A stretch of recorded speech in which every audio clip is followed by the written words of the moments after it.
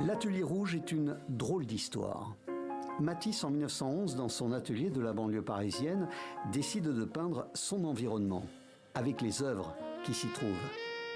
Une fois le décor dressé, il lui prend l'envie d'utiliser une couleur, une seule, un rouge vénitien, un monochrome avant l'heure, qui s'étendra sur l'ensemble de la toile. Un rouge surnaturel, surpassant les murs, le sol, le plafond et tout autre volume.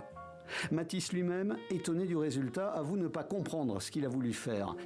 Il envoie le tableau à son ami, le magnat et collectionneur russe, Sergueï Chouskine, qui le lui renvoie poliment. 17 ans plus tard, le tableau a voyagé un peu partout et un acheteur se manifeste enfin. Il est le propriétaire d'un nightclub à Londres, le Gargoyle.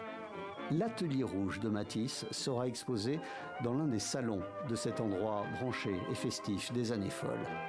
En 1940, le tableau prendra ensuite la direction de New York, dans une galerie, puis au monumental MoMA, Museum of Modern Art, où, les années passant, il devint une pièce maîtresse et une référence dans l'histoire de l'art moderne.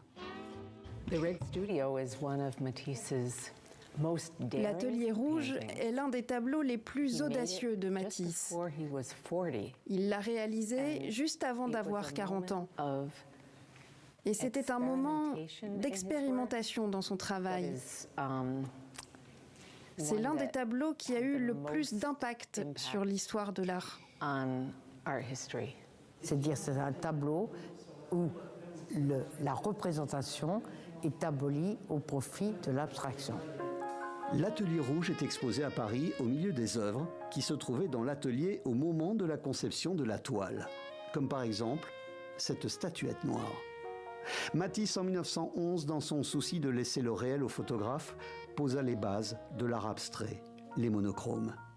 En voyant rouge, et sans trop savoir pourquoi, il s'en est allé influencer les nouvelles générations comme Mark Rothko ou encore Ellsworth Kelly, que l'on retrouve dans les pièces suivantes.